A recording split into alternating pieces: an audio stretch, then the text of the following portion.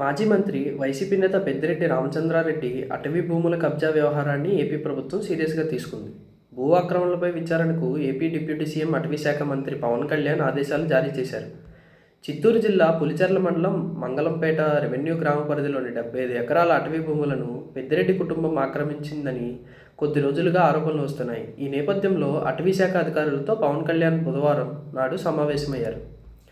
పుంగనూరు నియోజకవర్గం పరిధిలో ఉన్న అటవీ భూముల వివరాలు, వాటి రికార్డులను పరిశీలించాలని, ఏ మేరకు ఆక్రమణలకు గురయ్యాయో నిగ్గు తేల్చాలని ఆదేశించారు డిప్యూటీ సీఎం పవన్ కళ్యాణ్.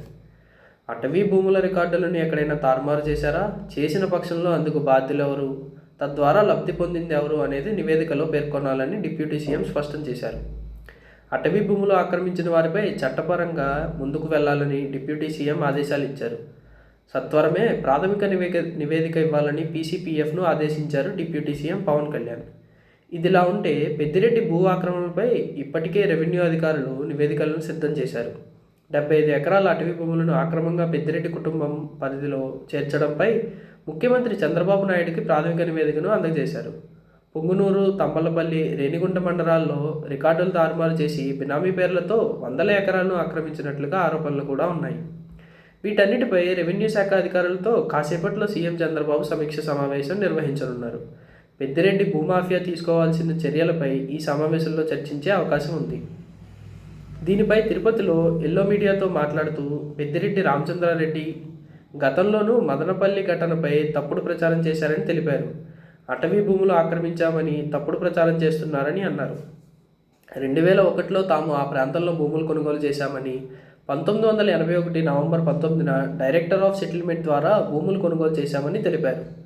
తమ వద్ద అన్ని ఆధారాలు ఉన్నాయని పెద్దిరెడ్డి చెప్పారు. అక్కడ పనిచేసే వారి కోసం 2001లో తాము గెస్ట్ హౌస్ కట్టామని తెలిపారు.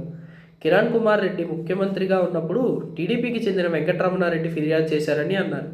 ఆ రోజు ఫారెస్ట్ రెవెన్యూ జాయింట్ సర్వే నిర్వహించి ఎలాంటి ఆక్రమణ లేదని తేల్చి చెప్పారని పెద్దిరెడ్డి తెలిపారు.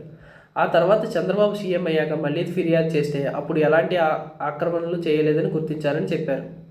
తమకు వ్యతిరేకంగా దాఖలు అయిన పిటిషన్ను కోర్టు తోసిపుచ్చిందని పెద్దిరెడ్డి అన్నారు. దారి కూడా ఇవ్వాలని, రైట్ ఆఫ్ వే కూడా కల్పించారని తెలిపారు. 2022 జూన్ 27న బ్లాక్ టాప్ రోడ్డు వేసేందుకు కేంద్రం నుంచి అనుమతులు కూడా వచ్చాయని చెప్పారు. చంద్రబాబు తానా అంటే పవన్ కళ్యాణ్ తందానా అంటారని పెద్దిరెడ్డి అన్నారు. గతంలో ఇసుక ద్వారా 40,000 కోట్లు మింగేసిన ఆరోపణలు చేశారని, ఆ తర్వాత నేపాల్లో తనకు సంబంధించి ఎర్రచందనం దొరికిందని ఆరోపించారని చెప్పారు. మరి పవన్ కళ్యాణ్ ఉప ముఖ్యమంత్రిగా అయి ఉండి కూడా ఇన్ని రోజులు ఎందుకు చర్యలు తీసుకోలేదని పెద్దిరెడ్డి నిలదీశారు. చంద్రబాబు హామీలిచ్చి ఇప్పుడు అమలు చేయలేని తేల్చేశారు.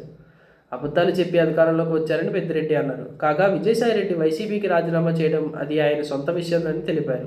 జగన్ నాయకత్వంలో వైసీపీ మళ్లీ అధికారంలోకి రావడం ఖాయమని అన్నారు.